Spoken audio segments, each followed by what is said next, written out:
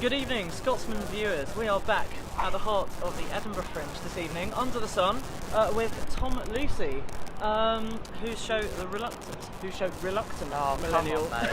I put a verb out. We literally just talked about it. Unbelievable. I'm here with Tom Lucy, who showed reluctant millennial. Is one of the. We were saying as well. It's a big gig. It's at 8:15 in Pleasance Courtyard. How's the Fringe going for you? Yeah, it's good, mate. It's still pretty early doors. I mean, we're only sort of day 9. Yeah. But it's going well. Yeah, it's fun. It's good. People are coming and they're laughing and it's sunny. You can't ask more than that, can you? No. It's quite weird to be sunny in Edinburgh. I've never really been here when it's been this nice. It's weird, isn't it? Yeah. I mean, it's even strange for me. You're from Glasgow. It's even worse. I haven't got. I mean, it's pretty much like. I've got just all the vitamin D that I need. I just for realised like we're on the next 4 years. Scotsman website. Maybe we shouldn't do that. Anyway, tell us a little bit about your show. Reluctant Yes, Millennial. it's well, I'm 22 years old. You're 20. I'm 20. Yeah, we were just talking about whether you're a millennial or not, and we discovered you're not a millennial. Okay, so if I'm a millennial, I mean, when You're do I not a millennial. When would I have had to have been? Well, born? I'm only just a millennial. 22, I think, is the cut-off point, because 96 is when it's very technical. We were born in 96 is the cut-off point. But anyway, it's not really, a technical show. It's just about, it's not a TED talk about who's a millennial and who's not a millennial. It's just, it's an hour of stand-up about my kind of, I don't feel like most normal young people, and a lot of sort of things that young people do I find irritating. Yeah. It's kind of an hour about that. Okay, why do you feel you don't really relate then to the rest of the millennials, the so-called millennials? I think it's because I have been doing stand-up for since I was 15, 16. So I haven't really lived like a very normal. I don't really live a very normal life of a 22-year-old. Okay. So it's kind of like about that, and then I look at normal 22-year-olds, and I'm not sure I really want to be part of it. Okay. That's kind of what it's about, because it's a weird job doing this, and particularly if you're young, it's quite an odd thing to do. Yeah, but it sounds pretty cool. It's fun, yeah. but you sort of like I spend a lot of time with men in their 30s, because the comedy industry is like dominated by people in their 30s and 40s. So, and they're the people I spend most of my time with, because I do this. So it's quite a weird sort of life. Yeah. And do you think millennials have had it the best?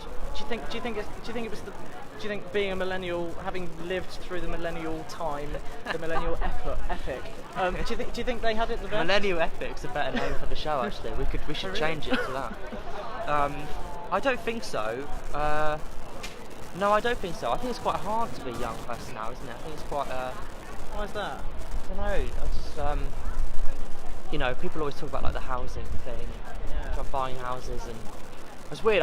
The other day I was talking to my granddad, who's like 82, and he was telling me about when he was 21, 22, and he left school at 16, got a job like the next week, bought a house at the age of like 17, and I was just thinking that that would never happen now. Do you know what I mean? It's a completely different world. I was going to say, we were just saying earlier that we need to take out our mortgage if you want to buy Freddo. So literally, I mean that's what we were saying. I'm looking forward to retiring at 87. I think it's all just changed a lot, isn't it? So it's who knows what's going to happen, but it's a weird time, I think, to be young. Yeah, and so you said this is your second Fringe as a solo act, isn't it? Yeah, so I've been up here, I think the first time I came I was 16, and I did one of those compilation shows, which is where you have like 4 or 5 different comedians all doing short sets, and then last year I did my first hour on my own, and then this is my second hour. So yeah, it's scary, I think. Okay. Yeah. Why is that? Just more confident and more, you just get better, don't you? A year's a long time, so I would hope that it's better than last year. And how's your year been otherwise? Out, in between the 2 Fringes, what have you been up to? Any interesting stuff? Yeah. Comedy? Yeah. What have I been doing? Oh well, this is a good Scottish thing. I've been supporting Kevin Bridges. Oh, fantastic! On a tour for the last sort of 5-6 months. So that's been great. He's sort of warming up to do a big arena tour in the autumn, and I've been supporting him in all the warm-ups, and it's been great. Yeah, sort of he's amazing, and it's like great to sort of work with someone that good in such a close proximity for like 6 months. It's amazing. Yeah. You were just saying you were a big fan of Kevin Bridges before. Yeah, I am partial to a good Kevin Bridges sketch. Are you going to the tour? I'm not. I don't have plans currently to go to the tour. but I mean, now you're talking. That's probably the bad thing. Bad thing to say. Yes, I've already reserved all my tickets. I'm a big fan. Are you going to the tour? I'm not going to the tour.